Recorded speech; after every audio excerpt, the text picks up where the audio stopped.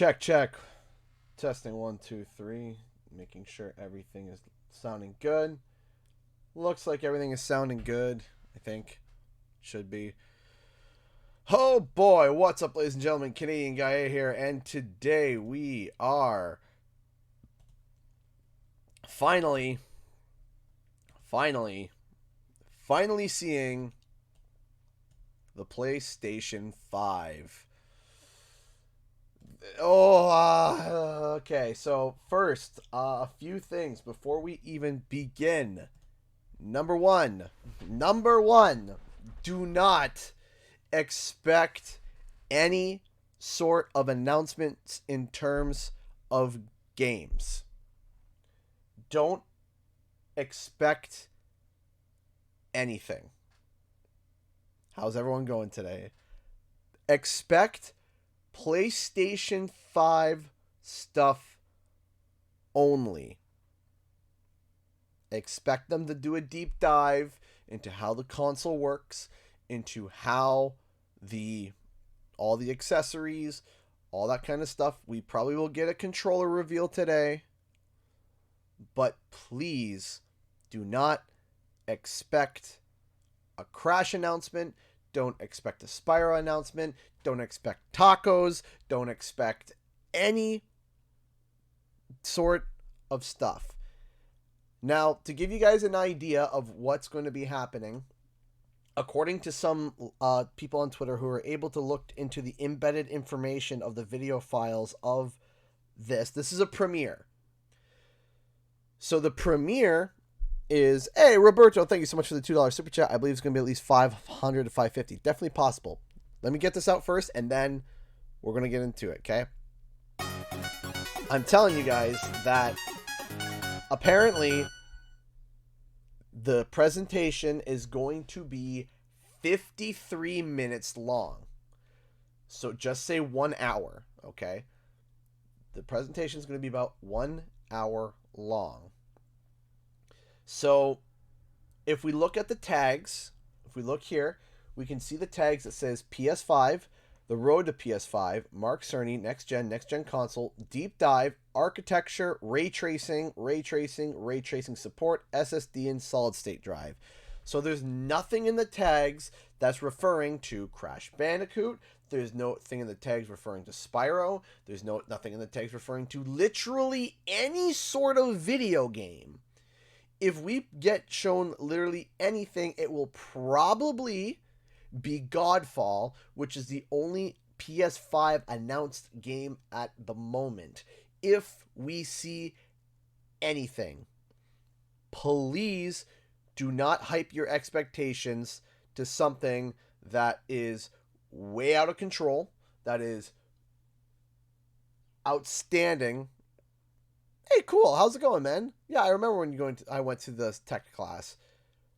Please, this is going to be Mark Cerny doing a deep dive into what the PS5 is going to be about. So please, it gets revealed. That's just a bonus. But please, don't get your hopes high at all. And the reason why I'm going to quickly explain is this. Usually Activision sends out promotional materials before reveals happen. Usually. For example, I'll show you what I mean. Hey, Sykes, thank you so much for the $1. I'll get to your question soon, Roberto. Just give me 1 second. Just gotta get this out first, and then we will. Activision sends promotional stuff. Like the fuzzy dice. Like the purple eggs when Spyro was announced. No promotional stuff has been released yet. So, please, let's all just sit down and enjoy the reveal of the PlayStation 5. And it better be more than just a logo. So, thank you all so much. Roberto, I believe it's going to be at least 500 to 550. That is entirely possible. The 500 range is a possibility. The 500 range is definitely up to debate.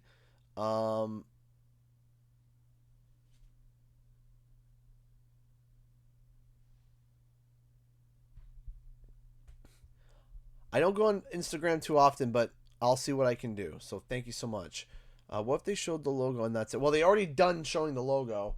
I'm hoping my main thing that I want to see is I want to know about the power of the backwards compatibility. We know for a fact that it is backwards compatible with the PlayStation 4. That's what we know. That is 100% what we know, is that it can be backwards compatible with the PlayStation 4 stuff. The question is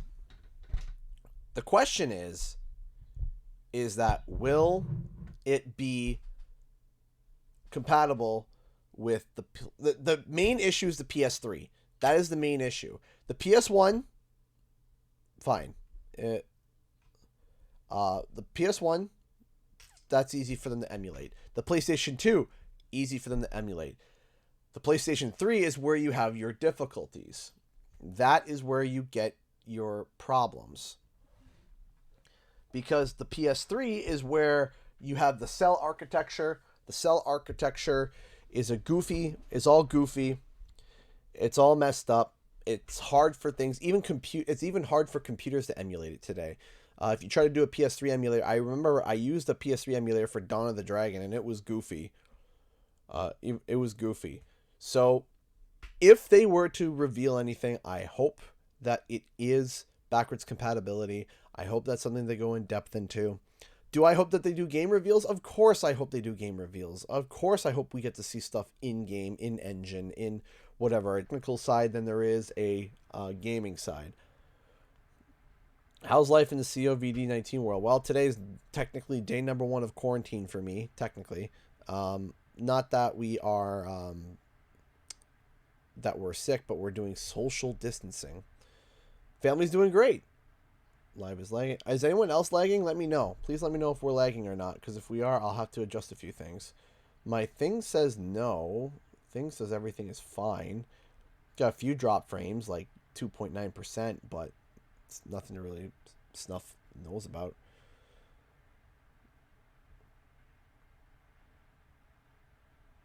Nope, not for me. I'm not. Nope. Perfect. 10 out of 10. All right. So it's going to be going live in 12 minutes. 12 minutes. It is a premiere. For those who are coming in, hello. Welcome, everybody. It is going to be approximately from what I got... from where I got at the moment, it's going to be about 1 hour long. I see that there's 440 people here. It's going to be approximately an hour long, according to what some people have said, or dive into the PlayStation 5. So let's hope that everything is going to be okay. Let's hope that it's going to be fun. I just hope that my PS4 games are compatible. They will be. They will be, don't worry. Hello from Canada. If The Legend returned to the PS5, I would lose my mind. That would be pretty cool. Take old discs and play them like the PS4 with PS1 games. So, from what I heard, there was some comments of a trademark done where it would actually literally ingest your game. So what would happen is you would basically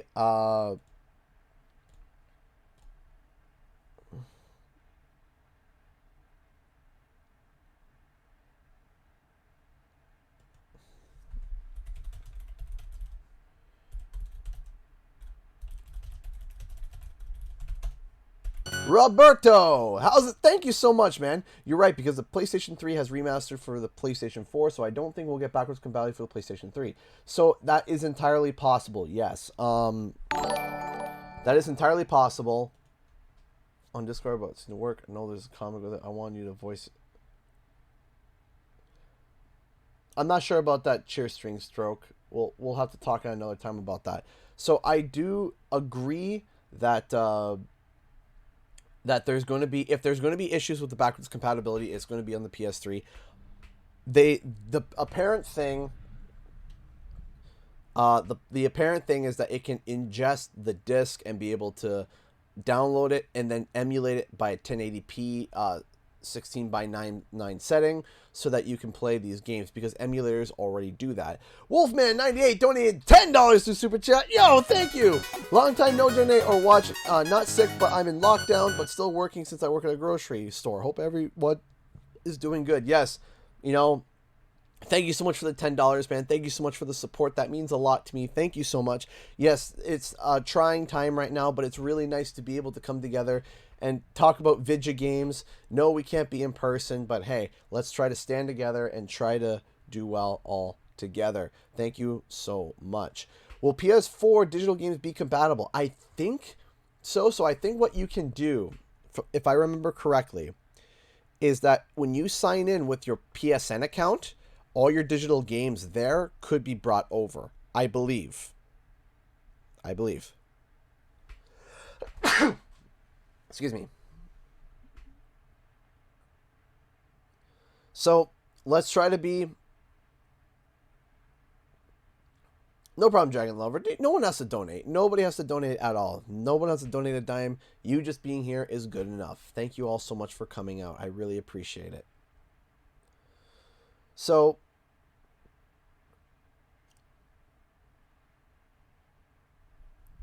now, I believe that is how it will work. Don't quote me on that, but that's what I've heard.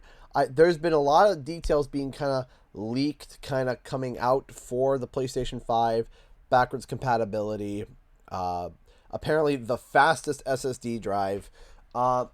Jack of all controllers actually pointed something out a few days ago. Hold on, let me find it.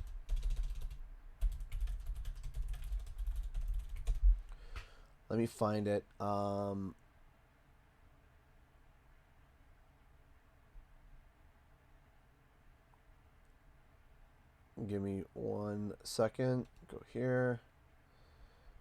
So they had said something interesting about the Xbox. So, according to Jack of all controllers, who's been reporting on this all the time, hey, thank you so much for gifting a if I can speak this right, a sub over on Twitch. I really appreciate that, Anonymous. Thank you. Yeah, we're all good and safe. So apparently, the claim, Xbox basically made a claim when the Xbox Series X originally came out, saying it was the fastest, biggest, strongest console in the world. But recently, they changed their thing to. Thank you, Nerdy Goose. I appreciate that. They apparently changed their thing to the world's fastest Xbox. And now there are people that are coming forward and saying that the PlayStation 5 is actually faster. So I don't know what's going on. I don't know what it is that they're going with. Claims are being made and things are being thrown. So it's going to be interesting. Hey, King, I hope you and your family are super safe. Yes, we are. What's the current CTR Grand Prix like? I haven't played the game in like 2 or 3 months. So the Grand Prix are coming to an end, but they're still going to be releasing content. Reveal the potential PS5 launch game. Okay, so one more time, I'm going to make sure and do another reminder just to make sure that people know. Please remember and understand, there will likely not be any games revealed today. Keep your hype in check, okay? This might be simply nothing but technology. This might be like a PowerPoint presentation with some tech stuff. Keep your expectations there. This is not going to be a direct. This is not going to be to my knowledge, it's not going to be a direct. It's not going to be a grand reveal. It's not going to be any of these things. This is going to just be exclusively the PlayStation 5. Could we find out what the console's going to look like? Possibly. The controller, yes. Backwards compatibility, yeah. Maybe a tech demo of some game, maybe. But in terms of grand reveals, no. Been watching your vids for up to 2 years now. Hey, thank you so much, TB. I appreciate that. Yeah, please be respectful to the mods. Please, I just purchased your t-shirt. Oh, thank you. That's awesome. Thank you so much. Welcome to the CG community, everybody. Aw, you guys are amazing. Thank you so much. So, be sure to not have a meltdown. Yeah, so it's going to be an hour long, which shocked me. According to what the embedded leak said, let me double check to see if I can find the exact tweet that said that, quote unquote. I gotta find it because I saw it. Yeah, here it is. Rumor: deep dive video is 52 minutes long, according to Push Square. This just being strictly about tech is because this was originally supposed to be set up for the GDC. The GDC is the Game Developers Conference, which is a very, very much a tech-related conference and not really a game reveal conference. Could they adjust it? Of course, yes, they could adjust it and add trailers and adjust things.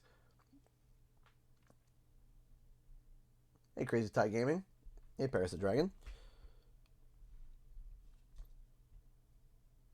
So this is going to premiere. And when it premieres, a premiere is a pre-uploaded video. So this is not live.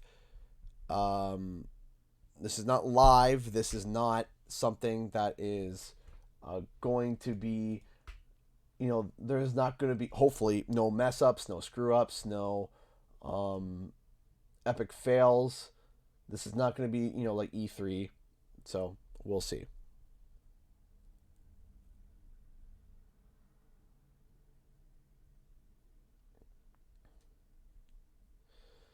So we might get one big exclusive reveal. Maybe. We might get one, but I don't think it would be for Crash.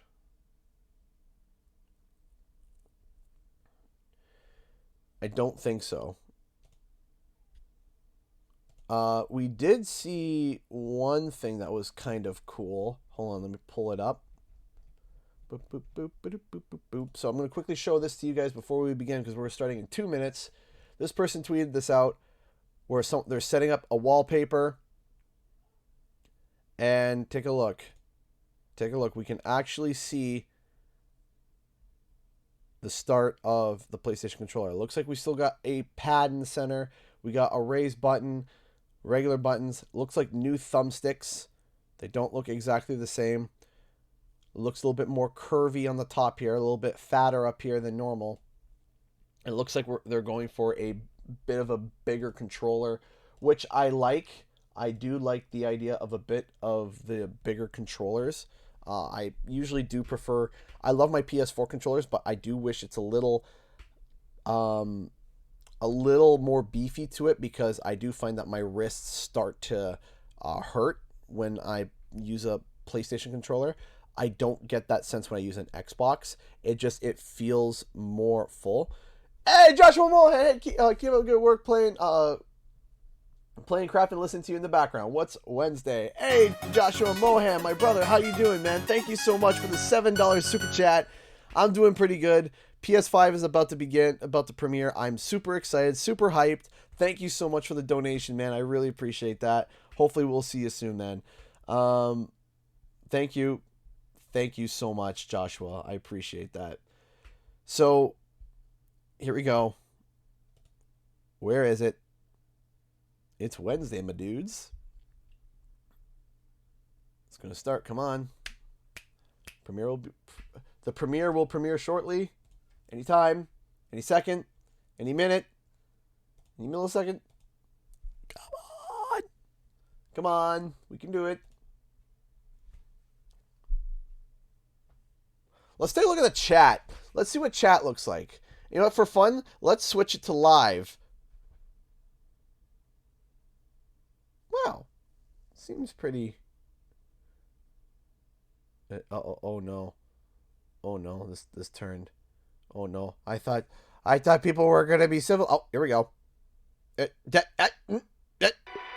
there we go. Okay. Now we got an official countdown. Yeah, don't give me that 720 garbage.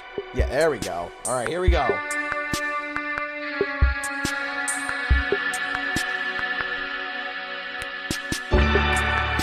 Come on, let's do it.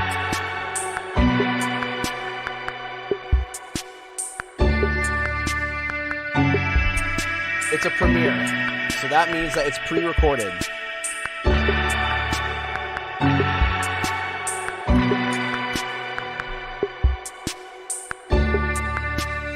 There we go.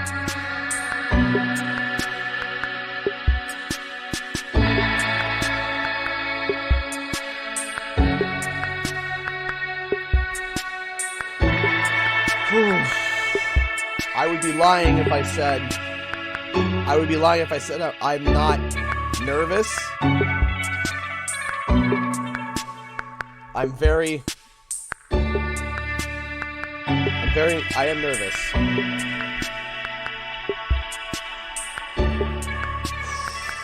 It's a bit loud, it's too loud. Okay, let me turn it down a little bit. Is that a little bit better? Or like that, is that a little bit better? How's that? Is that better?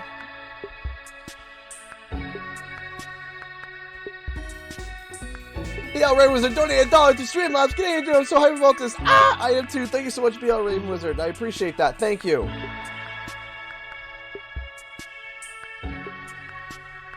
Thanks, much better. Okay, good. 12 seconds. Here we go. Here we go.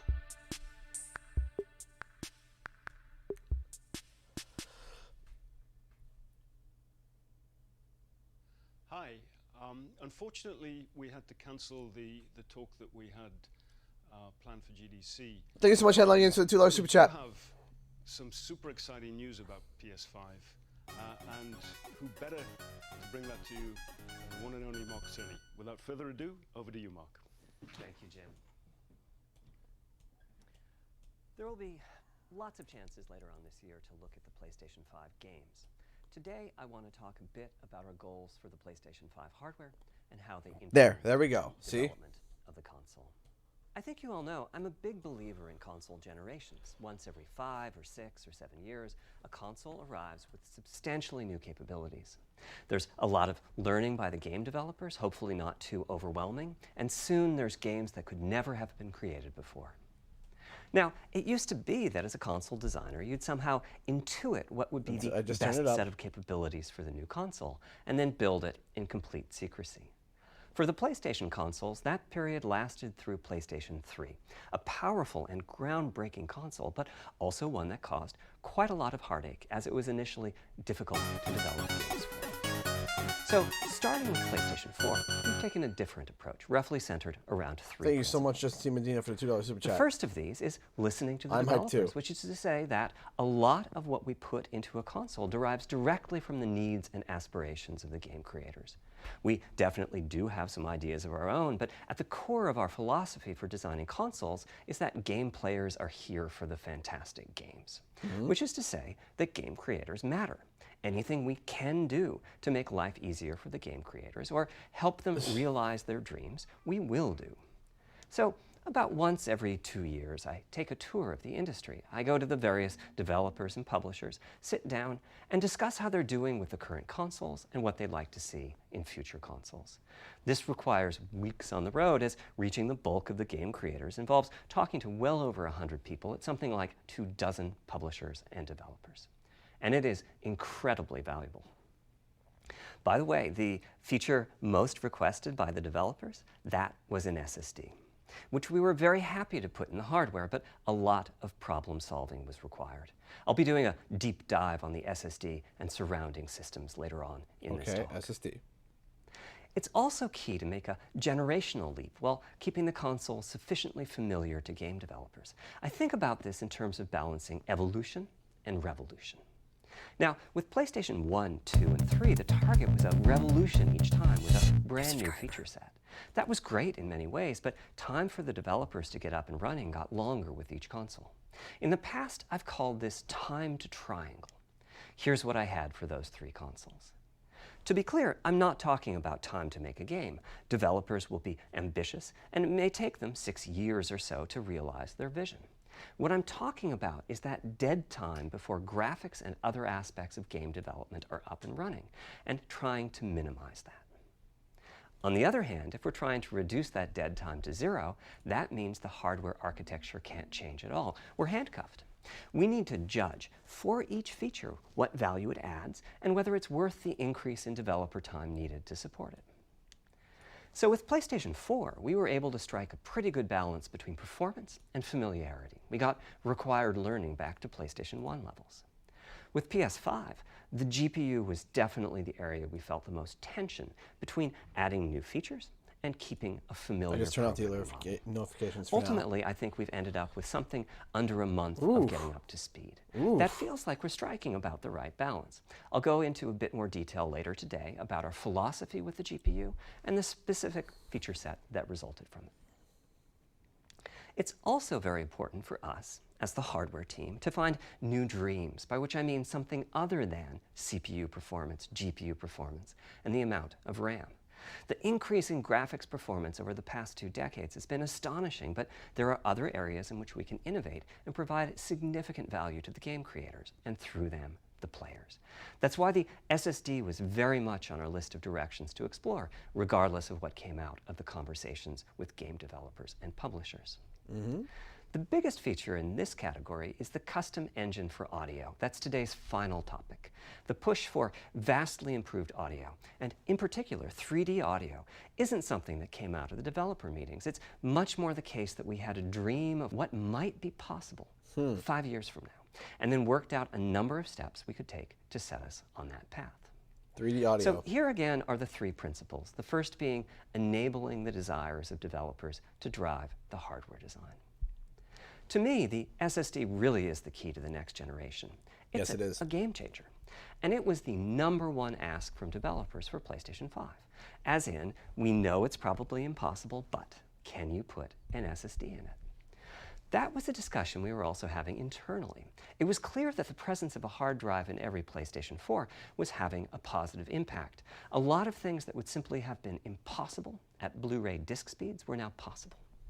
At the same time, though, in 2015 and 2016, when we were having these conversations, developers were already banging up against the limits of the hard drive, and a lot of developer time was being spent designing around slow load speeds. I want to focus in on just one number here, which is how long it takes to load a gigabyte of data from a hard drive. The difficulty being that hard drives are neither particularly fast nor flexible. If all your data is in one block, which is frankly not very likely, you can load 50 to 100 megabytes a second, depending on where the data is located on the hard drive. Let's assume it's on the outer edge, which means loading a gigabyte takes 10 seconds. If you compress your game packages, you can fit more data on the Blu-ray disc and also effectively boost your hard drive read speed by the compression ratio. We support zlib decompression on PlayStation 4 that gets you something like 50% more data on the disk and 50% higher effective read speed. Unfortunately, though, it's highly likely that your data is scattered around in various files on the hard drive, as well as sourced from multiple locations within those files. So lots of seeks are needed at 2 to 50-ish milliseconds each. My rule of thumb is that the hard drive is spending 2/3 of its time seeking and only 1/3 of its time actually loading data. Putting all of that together, a gigabyte is very roughly 20 seconds to load from a hard drive. Now, a gigabyte is not much data. Games are using 5 or 6 gigabytes of RAM on PlayStation 4, so boot times and load times can get pretty grim. Or to put that differently, as a player, you wait for the game to boot, wait for the game to load, wait for the level to reload every time you die, and you wait for what is euphemistically called fast travel. And all of that leads to the dream. What if we could have not just an SSD, but a blindingly fast SSD? If we could load 5 gigabytes a second from it, what would change? Now, SSDs are completely different from hard drives. They don't have seeks as Did you just say 5 gigabytes per second? 5 gigabyte a second SSD. You can read data from 1,000 different locations in that second, pretty much at speed. As for time to load a gigabyte, this is next gen we're talking about, so memory is bigger. Instead, we should be asking how long to load. Wait, what? 2 gigabytes. And the answer is about 1/4 of a second. I mean, that's amazing. We're talking 2 orders of magnitude, meaning very roughly 100 times faster. Which means at 5 gigabytes a second for the SSD, the potential is that the game boots in a second. There are no load screens. The game just fades down while loading a half dozen gigabytes and fades back up again. Same for a reload. You're immediately back in the action after you die. And fast travel becomes so fast it's blink and you miss it. As game creators, we go from trying to distract the player from how long fast travel is taking, like those Spider-Man subway rides, to being so blindingly fast. Thank you so much for waiting for the $2 super chat. I'll make sure to read all the super chats after the stream. Thank you so much, though. Pretty cool, right? How you doing? But for me, this is not the primary Thank you reason so to much. change from a hard drive to an SSD. The primary reason for an ultra-fast SSD is that it gives the game designer freedom. Or to put that differently, with a hard drive, the 20 seconds that it takes to load a gigabyte can sabotage the game that the developer is trying to create. I think almost all of us in the room have experienced this, maybe in different ways. Say we're making an adventure game and we have 2 rich environments where we each want enough textures and models to fill memory, which you can do as long as you have a long staircase or elevator ride or a windy corridor where you can ditch the old assets and then take 30 seconds or so to load the new assets. Having a 30-second elevator ride is a little extreme. More realistically, we'd probably chop the world into Thank you so much, Choose, for the $10 donation. I appreciate that. Thank you so much. Sight lines and run speeds, like we did for Haven City when we were making Jak 2. The game is 20 years old, but not much has changed. Jak and Daxter. All those twisty passages are there for a reason. There's a whole subset of level design dedicated to this sort of work, but still, it's a giant distraction for a team that just wants to make their game. So when I talked about Jak 2 the mentioned, dream of an wow. SSD, part of the reason for that 5 gigabyte a second target was to eliminate loads, but also part of the reason for that target was streaming. As in, what if the SSD is so fast that as the player is turning around, it's possible to load textures for everything behind the player in that split second? If you figure that it takes half a second to turn, that's 4 gigabytes of compressed data you can load. That sounds about right for next gen.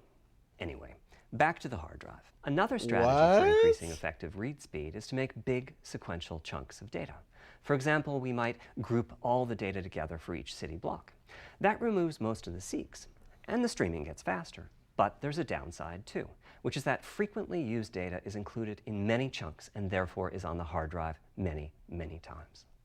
Marvel's Spider-Man uses this strategy, and though it works very well for increasing the streaming speed, there's a massive duplication as a result. Some of the objects like mailboxes or news racks are on the hard drive Decima did that 400 perfectly. times. What I'm describing here are things that cramp a creative director's style. Either level design gets a little bit boring in places, or the data is duplicated so many times that it no longer fits on the Blu-ray disc. And you end up with hard limits on the player's run speed or driving speed. The player can't go faster than the load speed from the hard drive.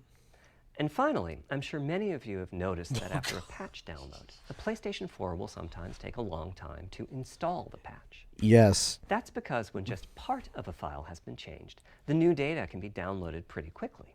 But before the game boots up, a brand new file has to be constructed that includes the changed portion. Otherwise, every change would add a seek or 2. Even so, you can occasionally see this happening on game titles. They start to hitch once they get patched enough. With an SSD, though, no seeks, so no need to make brand new files with the changes incorporated into them, which means no installs as you know them today. There's yet one more benefit, which is that system memory can be used much more efficiently. On PlayStation 4, game data on the hard drive feels very distant and difficult to use. So it downloads, no install, just ready to go. Much too late to go out and load it. So system memory has to contain all of the data that could be used in the next 30 seconds or so of gameplay. That means a lot of the 8 gigabytes of system memory is idle. It's just waiting there to be potentially used. On PlayStation 5, though, the SSD is very close to being like more RAM. Typically, it's fast enough that when you realize you need a piece of data, you can just load it from the SSD and use it.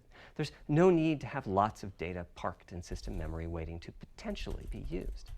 A different way of saying that is that most of RAM is working on the game's behalf. This is one of the reasons that 16 gigabytes of GDDR6 feels right for PlayStation 5. The presence of the SSD reduces the need for a massive intergenerational increase in size. So back to the dream of the SSD. Here's the set of targets. Boot the game in a second. No load screens. Design freedom, meaning no twisty passages or long corridors. More game on the disk and more game on the SSD. And finally, those patch installs go away. The reality, though, is that the SSD is just one piece of the puzzle. Their drive, I probably see only double the loading speed, if that. For PlayStation 5, our goal was not just that the SSD itself be 100 times faster. It was that game loads and streaming would be 100 times faster. So every single potential bottleneck needed to be addressed. And there are a lot of them. Let's look at check-in and what happens when its overhead gets 100 times larger. Conceptually, check-in is a pretty simple process. Data is loaded into system memory from the hard drive or SSD. It's examined. A few values are tweaked to check it in, and then it's moved to its final location. At the SSD speeds we're talking about, that last part, moving the data, meaning copying it from one location to another, takes roughly an entire next-gen CPU core. And that's just the tip of the iceberg. If all the overheads get 100 times larger, that will cripple the frame rate as soon as the player moves, and that massive stream of data starts coming off the SSD. So to solve all of that, we built a lot of custom hardware, namely a custom flash controller and a number of custom units in our main chip. The flash controller in the SSD was designed for smooth and bottleneck-free operation, but also with games in mind. For example, there are 6 levels of priority when reading from the SSD. Priority is very important. You can imagine the player heading into some new location in the world and the game requesting a few gigabytes of textures. And while those textures are being loaded, an enemy is shot and has to speak a few dying words. Having multiple priority levels lets the audio for those dying words get loaded immediately. On one side, that flash controller connects to the actual flash dies that supply the storage. To reach our bandwidth target of 5 gigabytes a second, we ended up with a 12-channel interface. 8 channels wouldn't be enough. The resulting bandwidth we've achieved is actually 5.5 gigabytes a second. With a 12-channel interface, the most natural size that emerges for an SSD is 825 gigabytes. The key question for us was, is that enough? I mean, it's tempting to add more, but flash certainly doesn't come cheap, and we have a responsibility to our gaming audience to be cost-effective with regards to what we put in the console. Okay. Ultimately, we resolved this question by looking at the play patterns of a broad range of gamers. We examined the specific games that they were playing over the course of a weekend or a week or a month, and whether that set of games would fit properly on the SSD.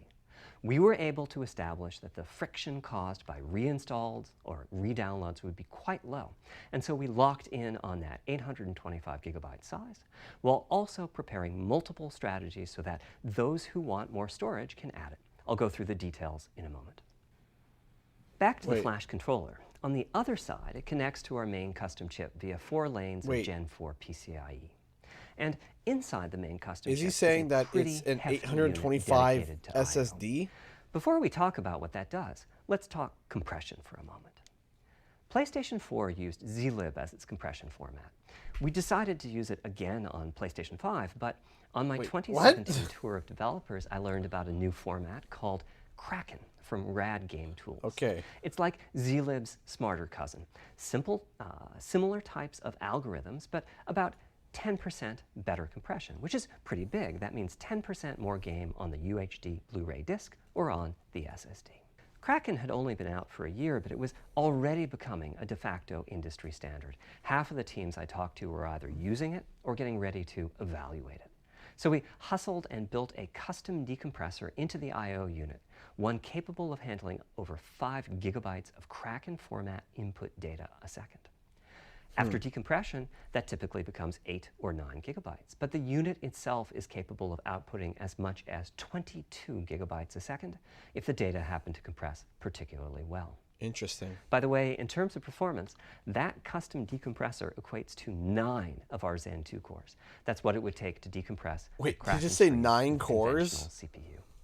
There's a lot more. in the custom Did it just say 9 including cores? a dedicated DMA controller, the game can direct exactly where it wants to send the data coming off of the SSD. Did it just? This equates to another Did it just say Zen 9 2 core cores? or 2 in terms of its copy performance.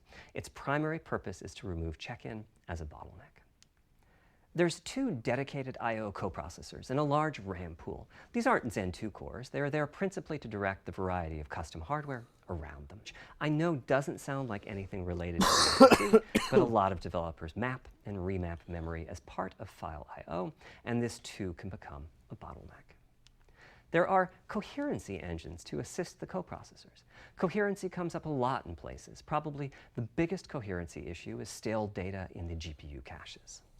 Flushing all of the GPU caches whenever the SSD is read is an unattractive option. It could really hurt the GPU performance. So we've implemented a gentler way of doing things, where the coherency engines inform the GPU of the overwritten address ranges, and custom scrubbers in several dozen GPU caches do pinpoint evictions of just those address ranges. The best thing is, as a game developer, when you read from the SSD, you don't need to know any of this. You don't even need to know that your data is compressed. You just indicate what data you'd like to read from your original uncompressed file and where you'd like to put it, and the whole process of loading it happens invisibly to you and at very high speed. Back to the dream. Thanks to all of that surrounding hardware, our 5.5 gigabytes a second really should translate into something like 100 times faster I/O than PS4 and allow the dream of no load screens and super fast streaming to become a reality. Having said that, expandability of our SSD is going to be quite important. Flash is costly, and you may very well want to add storage to whatever we put in the console. Now, the kind of storage you need depends on how you're going to use it. If you have an extensive PlayStation 4 library and you'd like to take advantage of backwards compatibility to play those games on PlayStation 5, then a large external hard drive is ideal. You can leave your games on the hard drive and play them directly from there, thus saving the pricier SSD storage for your PlayStation 5 titles. Or you can copy your active PlayStation 4 titles to the SSD. If your purpose in adding more storage is to play PlayStation 5 titles, though, ideally you would add to your SSD storage. We will be supporting certain M2 SSDs. These are internal drives that you can get on the open market and install in a bay in the PlayStation 5. Yes! As for which ones we support and when, I'll get to that in a moment. They connect through the more of an open market unit, just like our SSD does. So they can take full advantage of the decompression, I/O coprocessors, and all the other features I was talking about. Here's the catch, though. That commercial drive has to be at least as fast as ours. Games that rely on the speed of our SSD need to work flawlessly with any M2 drive. When I gave the Wired interview last year, I said that the PlayStation 5 SSD was faster than anything available on PC. At the time, commercial M2 drives used PCIe 3.0, and 4 lanes of that cap out at 3.5 gigabytes a second. In other words, no PCIe 3.0 drive can hit the required spec. M2 drives with PCIe 4.0 are now out in the market. We're getting samples and seeing 4 or 5 gigabytes a second from them. By year's end, I expect there will be drives that saturate 4.0 and support 7 gigabytes a second. Having said that, we are comparing apples and oranges, though, because that commercial M2 drive will have its own architecture, its own flash controller, and so on. For example, the NVMe specification lays out a priority scheme for requests that the M2 drives can use. And that scheme is pretty nice, but it only has 2 true priority levels. Our drive supports 6. We can hook up a drive with only 2 priority levels, definitely, but our custom I/O unit has to arbitrate the extra priorities rather than the M2 drive's flash controller. And so the M2 drive needs a little extra speed to take care of issues arising from the different approach. That commercial drive also needs to physically fit inside of the bay we created in PlayStation 5 for M2 drives. Unlike internal hard drives, there's unfortunately no standard for the height of an M2 drive, and some M2 drives have giant heat sinks. In fact, some of them even have their own fans. Right now, we're getting M2 drive samples and benchmarking them in various ways. When games hit beta as they get ready for the PlayStation 5 launch at year-end, we'll also be doing some compatibility testing to make sure that the architecture of particular M2 drives isn't too foreign for the games to handle. Once we've done that compatibility testing, we should be able to start letting you know which drives will physically fit and which drive samples have benchmarked appropriately high in our testing. It would be great if that happened by launch, but it's likely to be a bit past it. So please hold off on getting that M2 drive until you hear from us. Okay, back to our principles. Balancing evolution and revolution is the second of them. This was definitely a recurring theme with the GPU. We need new GPU features and capabilities. If we only have more performance, it's not really a new generation of console. Of course, many of these capabilities result in more performance. That's part of why a PlayStation 5 teraflop is more powerful than a PlayStation 4 teraflop. But we aren't just looking for the performance. We also need the ability to do something with the GPU that could not have been done before. And we need higher performance per watt. Every time we double the performance of some GPU component, we don't want to find out we've doubled the power consumed and the heat produced. But at the same time, we have to make sure the GPU can run PS4 games, and we have to ensure that the architecture is easy for the developers to adopt. Now, backwards compatibility was handled masterfully by AMD. They treated it as a key need throughout the design process. As our solution to adding new features without blindsiding developers, we made sure that if there were new significant features, it would be optional to use them. The GPU supports ray tracing, but you don't have to use ray tracing to make your game. The GPU supports primitive shaders, but you can release your first game on PlayStation 5 without making any use of them. Before I get into the capabilities of the GPU, I'd like to make clear 2 points that can be quite confusing. First, we have a custom AMD GPU based on their RDNA 2 technology. What does that mean? AMD is continuously improving and revising their tech. For RDNA 2, their goals were, roughly speaking, to reduce power consumption by re-architecting the GPU to put data close to where it's needed, to optimize the GPU for performance, and to add a new, more advanced feature set. But that feature set is malleable, which is to say that we have our own needs for PlayStation, and that can factor into what the AMD roadmap becomes. So collaboration is born. If we bring concepts to AMD that are felt to be widely useful, then they can be adopted into RDNA 2 and used broadly, including in PC GPUs. If the ideas are sufficiently specific to what we're trying to accomplish, like the GPU cache scrubbers I was talking about, then they end up being just for us.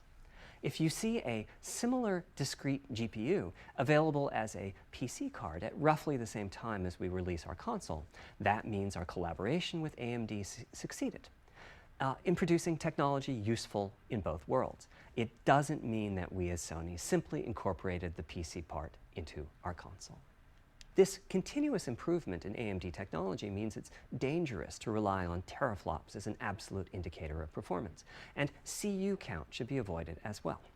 In the case of CPUs, we all understand this. The PlayStation 4 and PlayStation 5 each have 8 CPUs, but we never think that meant the capabilities and performance are equal. It's the same for CUs. For one thing, they've been getting much larger over time. Adding new features means CPUs, adding lots so of I think it's transistors. still 8 core. In fact, the transistor count for a PlayStation 5 CU is 62% larger than the transistor count for a PlayStation 4 CU. Second, the PlayStation 5 GPU is backwards compatible with PlayStation 4. What does that mean? One way you can achieve backwards compatibility is to put the previous console's chipset in the new console, like we did with some PlayStation 3s. But that's, of course, extremely expensive. A better way is to incorporate any differences in the previous console's logic into the new console's custom chips, meaning that even as the technology evolves, the logic and feature set that PlayStation 4 and PlayStation 4 Pro titles rely on is still available in backwards compatibility modes. One advantage of this strategy is that once backwards compatibility is in the console, it's in. It's not as if a cost down will remove backwards compatibility like it did on PlayStation 3. Achieving this unification of functionality took years of efforts by AMD, as any roadmap advancement creates a potential divergence in logic. Running PS4 and PS4 titles at boosted frequencies has also added complexity. The boost is truly massive this time around, and some game code just can't handle it. Testing has to be done on a title-by-title basis. Results are excellent, though. We recently took a look at the top 100 PlayStation 4 titles as ranked by playtime, and we're expecting almost all of them to be playable at launch on PlayStation 5. So they're doing the Xbox approach. With regards to new features, because they have to get reprogrammed. Our strategy was to try to break new ground, but at the same time not to require use of the new GPU capabilities. For more than a decade, GPUs have imposed a restriction on game engines. Software handles vertex processing, but for the most part, dedicated hardware is responsible for the triangles and other geometry that the vertices form. We haven't heard anything yet about it's not possible 3, 2, to do and 1, even basic optimizations, such as aborting processing of a vertex if all geometry that uses it is off-screen. PlayStation 5 has a new unit called the Geometry Engine, which brings handling of triangles and other primitives under full programmatic control. As a game developer, you're free to ignore its existence and use the PlayStation 5 GPU as if it were no more capable than the PS4 GPU, or you can use this new intelligence in various ways. Simple usage could be performance optimizations, such as removing backfaced or off-screen vertices and triangles. More complex usage involves something called primitive shaders, which allow the game to synthesize geometry on the fly as it's being rendered. It's a brand new capability. Using primitive shaders on PlayStation 5 will allow for a broad variety of techniques, including smoothly varying level of detail, addition of procedural detail to close-up objects, and improvements to particle effects and other visual special effects. Another major new feature of our custom RDNA 2-based GPU is ray tracing, using the same strategy as AMD's upcoming PC GPUs. The CUs contain a new specialized unit called the Intersection Engine, which can calculate the intersection of rays with boxes and triangles. To use the Intersection Engine, first you build what is called an acceleration structure. It's data in RAM that contains all of your geometry. There's a specific set of formats you can use. They're variations on the same BVH concept.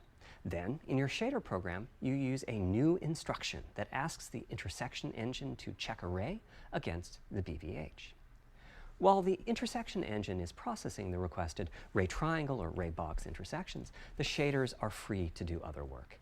Having said that, the ray tracing instruction is pretty memory intensive, so it's a good mix with logic-heavy code. There's of course no need to use ray tracing. PS4 graphics engines will run just fine on PlayStation 5. But it presents an opportunity for those interested. I'm thinking it'll take less than 1 million rays a second to have a big impact on audio. That should be enough for audio occlusion and some reverb calculations. With a bit more of the GPU invested in ray tracing, it should be possible to do some very nice global illumination. Having said that, adding ray-traced shadows and reflections to a traditional graphics engine could easily take hundreds of millions of rays a second, and full ray tracing could take billions. How far can we go? I'm starting to get quite bullish. I've already seen a PlayStation 5 title that's successfully using ray tracing-based reflections in complex animated scenes with only modest costs. Another set of issues for the GPU involved size and frequency. How big do we make the GPU, and what frequency do we run it at? This is a balancing act. The chip has a cost, and there's a cost for whatever we use to supply that chip with power and to cool it. In general, I like running the GPU at higher frequency. Let me show you why. Here's 2 possible configurations for a GPU roughly of the level of the PlayStation 4 Pro. This is a thought experiment. Don't take these configurations too seriously. If you just calculate teraflops, you get the same number. But actually, the performance is noticeably different because teraflops is defined as the computational capability of the vector ALU. That's just one part of the GPU. There are a lot of other units. And those other units all run faster when the GPU frequency is higher. At 33% higher frequency, rasterization goes 33% faster. Processing the command buffer goes that much faster. The L2 and other caches have that much higher bandwidth, and so on. About the only downside is that system memory is 33% further away in terms of cycles. But the large number of benefits more than counterbalance that. As a friend of mine says, a rising tide lifts all boats. Also, it's easier to fully use 36 CUs in parallel than it is to fully use 48 CUs. When triangles are small, it's much harder to fill all those CUs with useful work. So there's a lot to be said for faster, assuming you can handle the resulting power and heat issues, which frankly, we haven't always done the best job at. Part of the reason for that is, historically, our process for setting CPU and GPU frequencies has relied on some heavy-duty guesswork with regards to how much electrical power games will consume and how much heat will be produced as a result inside of the console. Power consumption varies a lot from game to game. When I play God of War on my PS4 Pro, I know the power consumption is high just by the fan noise. But power isn't simply about engine quality. It's about the minutiae of what's being displayed and how. It's counterintuitive, but processing dense geometry typically consumes less power than processing simple geometry, which is, I suspect, why Horizon's map screen, with its low triangle count, makes my PS4 Pro heat up so much. Our process on previous consoles has been to try to guess what the maximum power consumption during the entire console lifetime might be, which is to say, the worst case scene in the worst case game, and prepare a cooling solution that we think will be quiet at that power level. If we get it right, fan noise is minimal. If we get it wrong, the console will be quite loud for the higher power games, and there's even a chance that it might overheat and shut down if we misestimate power too badly. So don't? PlayStation 5 is especially challenging because the CPU supports 256-bit native instructions that consume a lot of power. These are great here and there, but presumably only minimally used. Or are they? If we plan for major 256-bit instruction usage, we need to set the CPU clock substantially lower or noticeably increase the size of the power supply and fan. So, after much discussion, we decided to go with a very different direction on PlayStation 5. Okay. We built a GPU with 36 CUs. Mind you, RDNA 2 CUs are large. Each has 62% more transistors than the CUs we were using on PlayStation 4. So if we compare transistor counts, 36 RDNA 2 CUs equates to roughly 58 PlayStation 4 CUs. It is a fairly sizable GPU. Then we went with a variable frequency strategy for PlayStation 5, which is to say we continuously run the GPU and CPU in boost mode. Hello? We supply a generous amount of electrical power and then increase the frequency of GPU and CPU until they reach the capabilities of the system's cooling solution. It's a completely different paradigm. Rather than running at constant frequency and letting power vary based on the workload, we run at essentially constant power and let the frequency vary based on the workload. Okay, I see. We then tackled the engineering challenge of a cost-effective and high-performance cooling solution designed for that specific power level. In some ways, it becomes a simpler problem because there are no more unknowns. There's no need to guess what power consumption the worst-case game might have.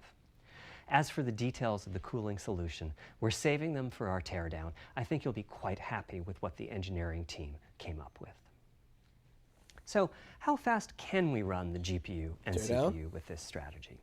The simplest approach would be to look at the actual temperature of the silicon die and throttle the frequency on that basis. But that won't work. It fails to create a consistent PlayStation 5 experience. It wouldn't do to run a console slower simply because it was in a hot room.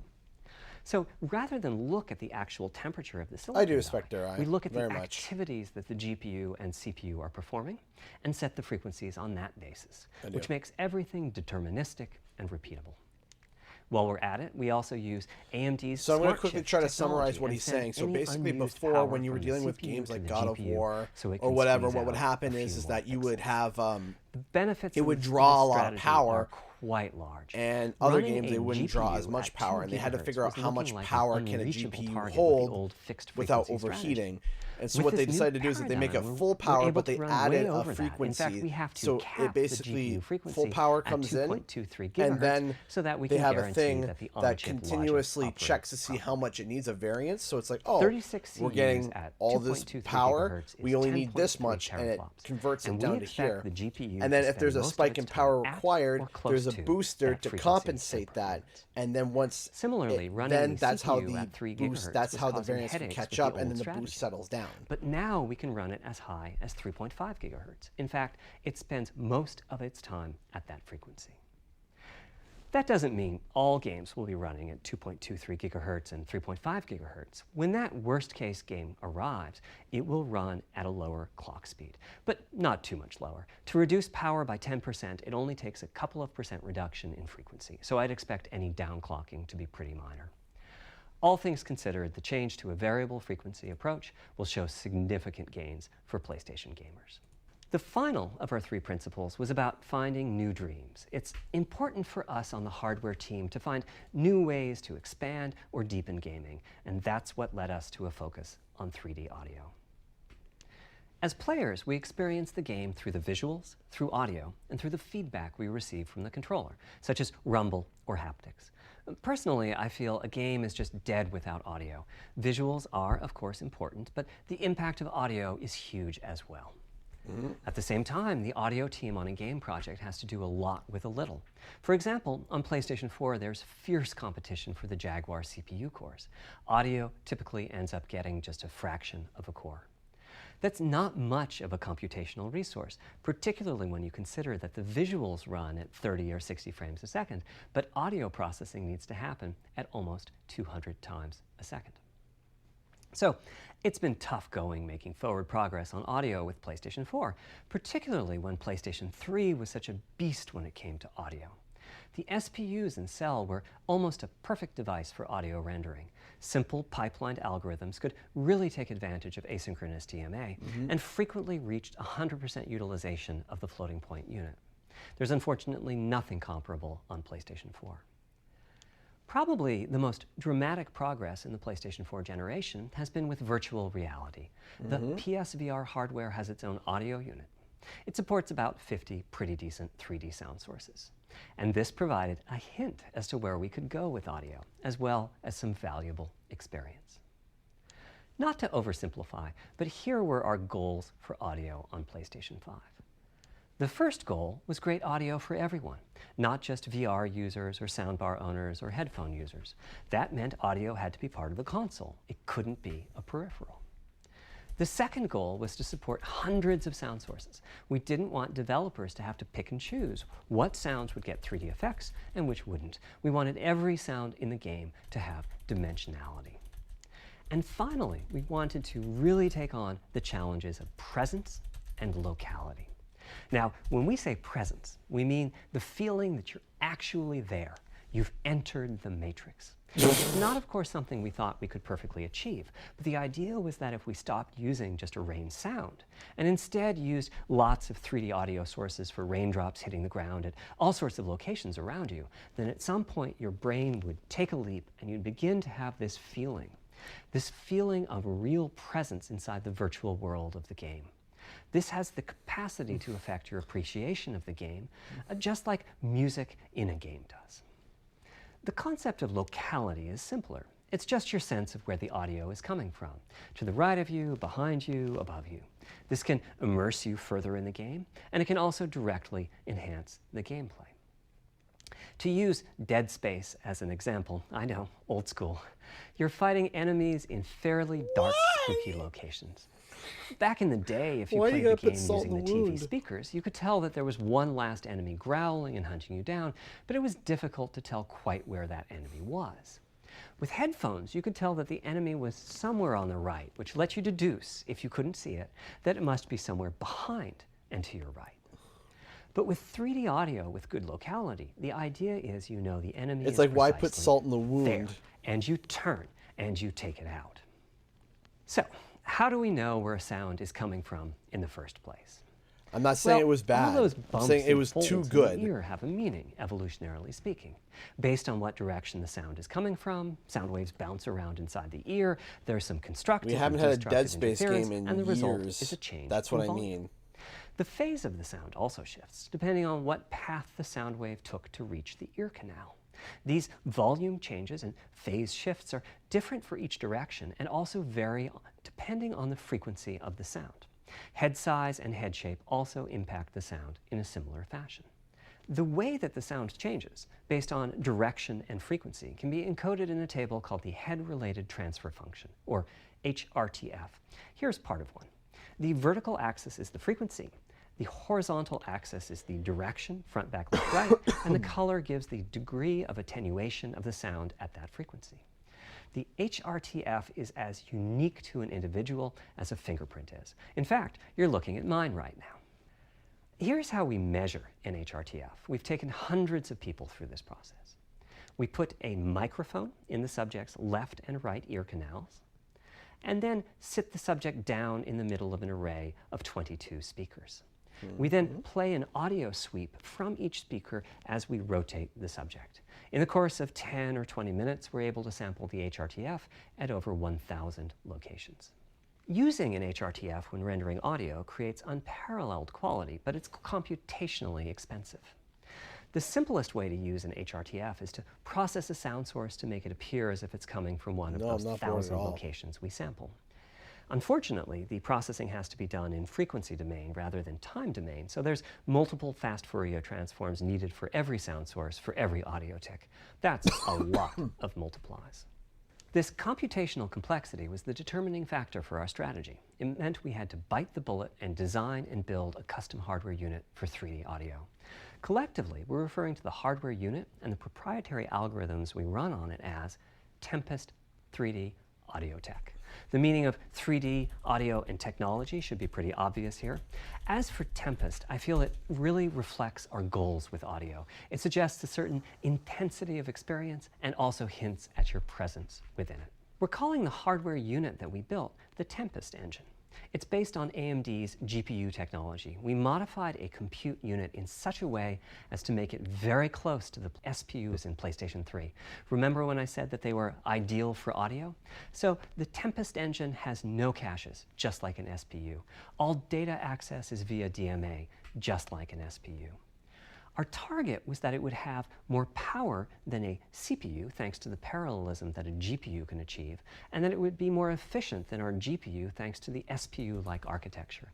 The goal being to make possible near 100% utilization of the CU's vector units. Where we ended up is a unit with roughly the same SIMD power and bandwidth as all 8 Jaguar cores in the PlayStation 4 combined. If we were to use the same algorithms as PSVR, that's enough for something like 5,000 sound sources.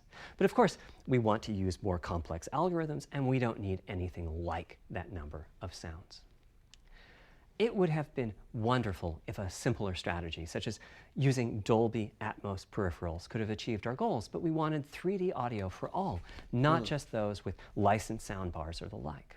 Also, we wanted many hundreds of sound sources, not just the 32 that Atmos supports. And finally, we wanted to be able to throw an overwhelming amount of processing power at the problem, and it wasn't clear what any peripheral might have inside of it. In fact, with the Tempest Engine, we've even got enough power that we can allocate some to the games, to the extent that games want to make use of convolution reverb and other algorithms that are either computationally expensive or need high bandwidth. But the primary purpose of the Tempest Engine remains 3D audio. Now, 3D audio is a major academic research topic. It's safe to say that no one in the world has all of the answers. And the set of algorithms that has to be invented, tuned, or implemented to realize our vision for 3D audio is immense. For example, use of HRTFs in games is quite complex. Before, I talked about making a sound source appear as if it's coming from one of those 1,000 HRTF sample locations. But for high-quality 3D game audio, we have to handle other possibilities. The sound source might not be at one of the 1,000 HRTF sample locations, so we have to blend the HRTF data from the closest locations that we have sampled. The sound source might be moving, which needs very special handling as that blend keeps changing, and that can cause phase artifacts in the resulting audio. Or the sound source might have a size to it, meaning it should feel as if it's coming from an area rather than a single point. There's also whole categories of approaches to be handled. 3D audio can be implemented using individual processing of 3D sound sources. But alternatively, ambisonics can be used for 3D audio. Ambisonics being somewhat like the spherical harmonics used in computer graphics. And finally, there's audio devices. The player might be using headphones or TV speakers or have a higher-end surround sound setup with 6 or more speakers, all of which need different approaches. That's a lot of variations. It's nice to have the computational resources of the Tempest Engine, but it's clear that achieving our ultimate goals with 3D audio is going to be a multi-year, step-by-step process. Having said that, headphone audio implementation is largely complete at this time. It was a natural place for us to start. With headphones, we control exactly what each ear hears, and therefore the algorithmic development and implementation are more straightforward. For TV speakers and stereo speakers, we're in the process of implementing virtual surround sound. The idea being that if you're sitting in a sweet spot in front of the TV, then the sound can be made to feel as if it's coming from any direction, even behind you. Virtual surround sound has a lot in common with 3D audio on headphones, but it's more complex because the left ear can hear the right speaker and vice versa. We have a basic implementation of virtual surround sound up and running. We're now looking at increasing the size of that sweet spot, which is to say, making the area you need to be in to feel the 3D effect larger. And we're also working to boost the sense of locality. Headphone audio is the current gold standard for 3D audio on PlayStation 5, but we're going to see what we can do to bring virtual surround sound to a similar level, after which we'll start in on setups with more speakers, such as 6-channel surround sound. It's now to the point where some of the PlayStation 5 games in development are extensively using these systems. One of the game demos allows you to toggle between conventional PlayStation 4 style stereo audio and our new 3D audio. Is that for the PS4? I listened with just an ordinary pair of over-the-ear headphones, and wow, I could feel a difference. 3D audio has that dimensional feel to it. Conventional stereo audio feels smashed flat by comparison. Let's try to be a little bit more obvious. Positive, So, guys. Like I said, a big advancement, but tech. Have I entered the matrix? Does my brain believe I'm really there? Like I was talking about earlier when I explained our target of presence. Well, the answer is no, but you've probably caught on to what's missing here, namely whose HRTF was being used. It wasn't mine, it was the default HRTF. The audio team analyzed the hundreds that they measured and chose the one they felt was the closest fit to the total game playing audience. This shows a piece of the default HRTF on the left and my HRTF on the right. You can see that the general features are much the same, but the details are quite different. With the default HRTF, as I said, the 3D audio sounds pretty great. When I use my HRTF, though, the audio reaches a higher level of realism, which is to say that when using headphones and my HRTF, I occasionally get fooled and even think a sound is coming from the real world when it's actually coming from the game. A corollary to this is that there are a few people whose HRTFs are sufficiently far from the default HRTF, that's the red dot here, that they can toggle between PS4 style and PS5 style audio and not sense much difference. I've had a few people describe the PlayStation 5's 3D audio as sounding like I'm also typing out like a little script on the side here about some of the stuff. I'm going to be trying to make a video of this diagram, like that summarizes this. Which means what HRTF you're using is key.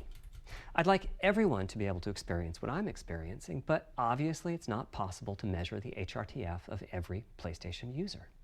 That means HRTF selection and synthesis are going to be big topics going forward as the Tempest technology matures. At PlayStation 5 launch, we'll be offering a choice of 5 HRTFs. There's a simple test where you pick the one that gives you the best locality. That's just the first step, though. This is an open-ended research topic. Maybe you'll be sending us a photo of your ear, and we'll choose a neural network to pick the closest HRTF in our library. Maybe you'll be sending us a video of your ears and your head, and we'll make a 3D model of them and synthesize the HRTF. Maybe you'll play an audio game to tune your HRTF. We'll be subtly changing it as you play and home in on the HRTF that gives you the highest score, meaning that it matches you the best. This is a journey we'll all be taking together over the next few years. Ultimately, we're committing to enabling everyone to experience that next level of realism. That's really cool, actually. Hopefully, I've been able to illustrate a bit about our design and decision-making process today and why PlayStation 5 has the feature set that it does. Now comes the fun part. We get to see how the development community takes advantage of that feature set. I'm hoping for the completely unexpected. Will it come from audio, ray tracing, the capabilities of the SSD, or something else? I guess we'll find out soon enough. Thank you for your time today. There it is. That's the GDC. As I said, this was all tech.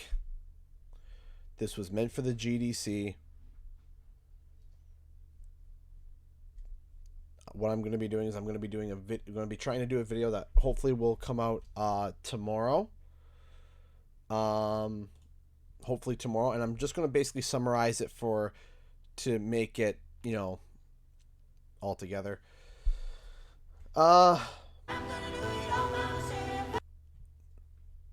So I enjoyed that personally. I knew that it was not going to. I knew as soon as they said that this was going to be something from the GDC, I knew immediately. I was just like, okay. I knew immediately. I'm like, this is going to be very tech related because the GDC is not where you reveal games. That's where you show how you develop these games and stuff like that. It's not a game revealing conference. So I was able to taper my expectations to that, and I was met with that. I was like, yep, that's it. That is the what I expected. I know a lot, maybe some of you did not like it, but it's like listening to Seth Meyers. Thank you so much, Roberto. So basically I'm gonna be kind of going over what what they said, and then tomorrow got the notifications back on. So just to kind of summarize quickly, 5.5 gigabytes per second SSD, which is absolutely insane. It's a custom one. And instantaneous loading, no installs on patches, so when the game downloads, good to go. The SSD works similarly to RAM. The PlayStation's RAM is 16 gigabytes. There's going to be a fast booting, no loading, more games on the disc, and no patches. So that means that they're actually going to be able to put more games on the disc for it to fit, so that instead of just saying, hey, we're going to increase the size of the discs, they're being able to figure out how to compress it to make it so that you don't have to repeat certain assets on the disc to put for other space.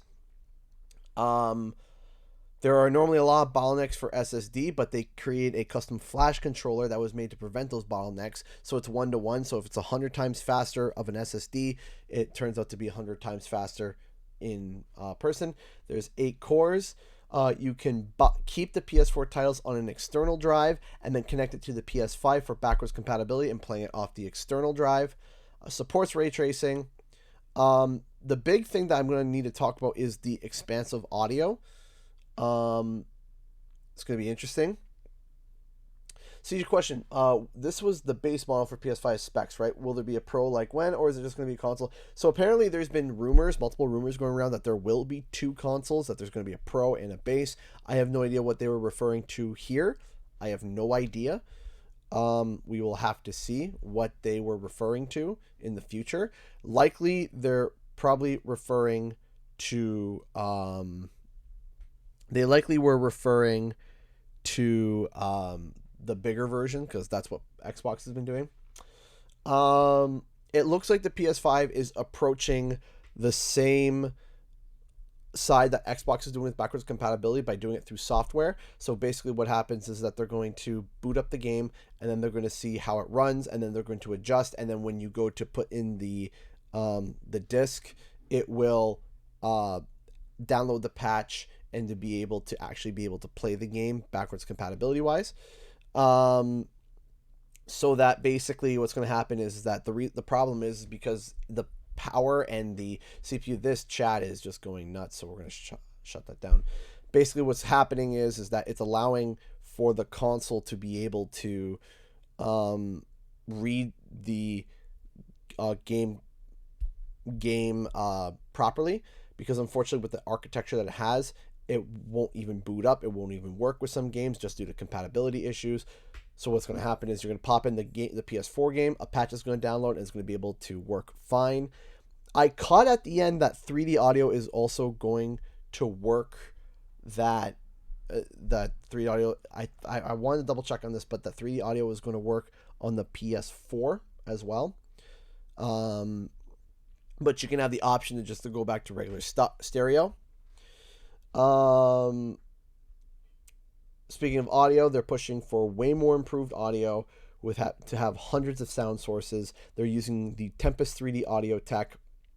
They're using Kraken for compression to get the most compression out of their games. They're trying to make sure that everyone, no matter what peripheral they have, can have 3D audio without Dolby sound or anything else like Dolby Atmos. And they're going to be coming with 5 different 3D audio settings to adjust to your hearing capability, but could be patched later on.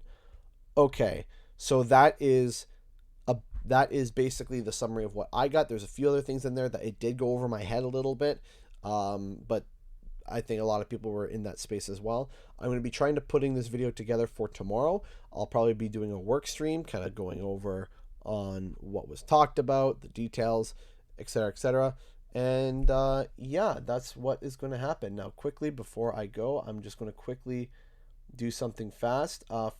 If you guys want to go check it out, which I would be greatly thankful if you could, I am about to drop my new video for today right now. There we go. New video is out. Literally just shared it. I'm going to grab a shareable link and throw it into the chat. My new video is out. I'm going to be ending the stream in a second. New video that I literally just posted. I'll probably be doing a work stream in a bit. But here we go. We're about to hit the new video. There's a new video that I literally just posted. If you guys could go check that out, that would be absolutely fantastic. It's a Crash Bandicoot theory video that I think is very, very interesting, and I hope that you guys will find it interesting as well. So, thank you all so much for watching, and I'll see you guys later on. I will be streaming probably later today, maybe a work stream, and then as well, I will also be streaming tomorrow and hopefully releasing a video soon. Anyway, guys, thank you all so much for watching, and I'll see you guys in the next video and or live stream. 10, 9, 8, 7, 6, 5, 4, 3, 2, 1. Bye.